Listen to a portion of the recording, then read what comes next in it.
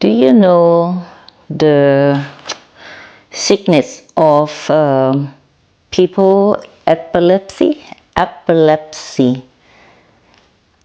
In that time, I live in Thailand with my boyfriend. I have no clue what epilepsy in English mean. But for me, as is I see his reaction, it's called lom ba mu disease at the sickness. It's just like someone shaking on the floor, and the saliva around the mouth. That's what happened when I am decide to moving in with him. The days come, I'm moving in with him, and really, really happy the moment I can feel that my life can turn upside down, I have to say, because I never knew that my life changing so much just moving in with him. Technically everything, a whole life until today. He took me to, what do you call it, 42K marathon running in Pattaya. I never done those kind of marathon before exercise, but I am always exercise when I went to school. In high school, I do pretty much the running, basketball, volleyball, whatever sport that the school provide to us. I'm pretty much take everything because I am quite a very high energy kid. That's why my mom always have issue with me, because I cannot just lock in the box and play the doll. I have to get out, play soccer and whatsoever to get sweat out. That's me. But when I moving in with my man, my boyfriend, he asking me to join him as a marathon. I say, wow, 42K. I have no idea. I bad with the number, by the way. I'm very bad with the number. I still bad with the number, I have to say. But it very challenge and excitement, and I'm so glad that he took me to the journey of health and wellness. That's what I liked about him, because he liked to go to the gym. He really exercise, he really fit in that time. I met him just when he turned only 39 years old. I'm 26 or 27 years old, I think, because I came to Canada when I'm turned 30th, 30. I'm already in Canada when I'm turned 30, yes. But when we went to a marathon together, very fun, really have a good time, and we come back from that. I'm really sore, 42K, and I get a Thai massage. Oh my goodness. Talking about Thai massage, I will come and explain about what is it Thai massage in the future channel, because that is my career now as a Thai massage practitioner in Canada associate. But before we get there, somehow he kind of asking me that, what would you think if my mother come visit and see you in Thailand? And I say, what? You want me to see your mother already? I think that time we stayed together around almost a year. And yes, life and time, it's so fly, you know what I mean? And things just moving so along. But that time I still working. And on top of that, he mentioned that his mother will come to Thailand to visiting me and like to visit in Thailand. And he gonna bring his sister, the older sister, and in-law and nephew and the mother. And I say, sure, love to see your mother for sure, because he see my mother, right? He met my mother already. So now it's so nice to hear that he tried to introduce me to his family. Even I'm not there yet, he bought a ticket for everyone to come to see me in Thailand. I am looking for that. So, but the second question is, he want me to quit my job. Can you quit your job? I say, what do you mean quitting my job? He said, well, if my mother come to Thailand, I think we need you to stay with us, and to know each another and traveling with us, and of course entertain his family. And I say, well, how long your family will be stay in Thailand? He said, pretty much almost a month. I say, okay, a whole month. I am not sure I cannot be asked a day off that long, because my company really strict about the day off. But of course, he offered me such a good offer, you know what I mean? And he said that if you quit the job, I pay you monthly, whatever you need for financial to support your children. And he will happy to pay for that. Hey, this is an opportunity, right? I don't know. I just kind of really scared in the same time, because job in Thailand is not easy to find, And on top of that, I already in the good job as sell the cosmetic. It's so nice for me, and it's good quality of work for me. But he want me to quit the job and to stay with his family. Again, you never try, you never know. And he so serious about it. He put effort, put in advance, put the financial to my bank account statement in advance at least 3 months. Whatever I earn, what I make from the cosmetic company that I make, I told him how much I make per day and what cost I have for living, and he pretty much just pay me way in advance for 3 or 4 months. And I see the big chunk of the money in my bank statement. I'm just, okay, it seems he not lied to me. And then time is come is I quit the job until he mother and sister come to Thailand.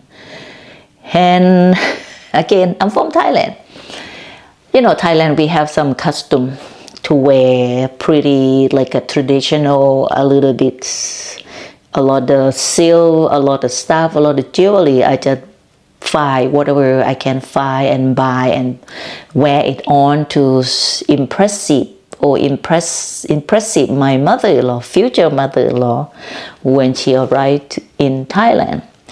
And I'm waiting for them to come from airport that day. And yes, it's called Thai costume. I don't know. If I have picture, I will show you what is a Thai costume, that what I wear. And very surprised how small she was. My mother-in-law, she's so small and skinny and tiny, you know what I mean? And she's so sweet, she's just a little person.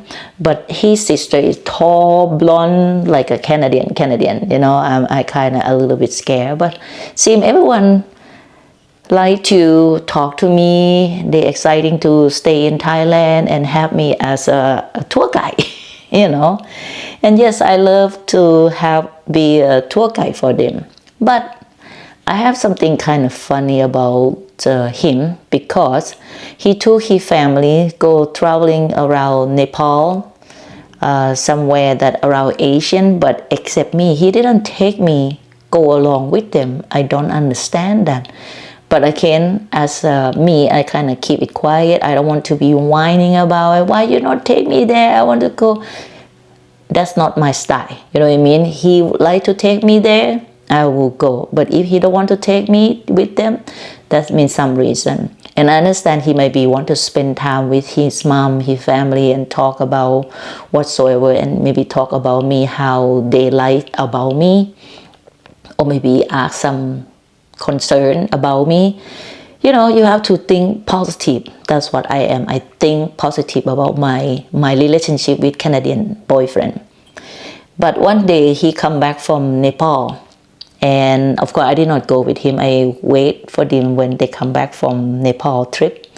Certainly he just so excited to see me, and everyone just go their own room, because our condominium we have 3 rooms, and everyone just go and cleaning themselves. But my boyfriend, he's so excited to show me the present that he bought it for the condominium. you know, and he said it for me, but actually for condominium use, it's a carpet. Okay, it's a carpet.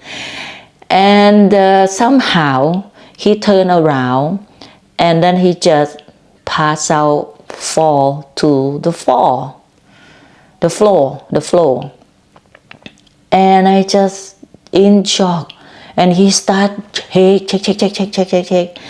And then I just keep call everybody come out to see him with me at the front door.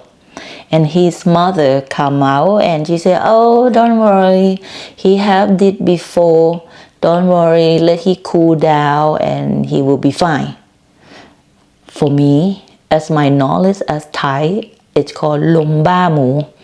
It's just like some people have a disease or genetic, you know what I mean? And when they get stressed or hot or something, and they just kind of check, and then they have saliva come out from the mouth. But his mother just so cool, relax, don't worry, something like that. My point is, I never know that before you live with someone, that's my thing, that my experience, that before you live or spend your life, a whole life with someone, you should know what sickness they have, what illness that they have. Because I never know that my boyfriend have this epilepsy.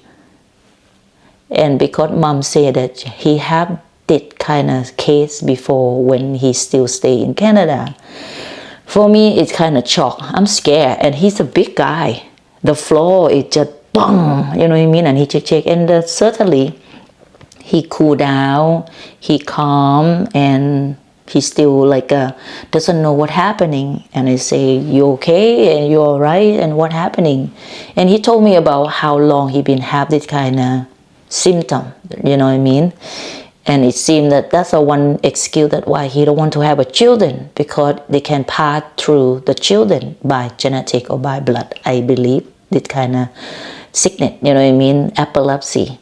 So, and then when he cool down and we just go back to normal, I don't want to point how much, how long, how you take care. I don't want to make him feel bad about that. He already feel bad that he doesn't told me about it. Until his mom and his sister go back to Canada.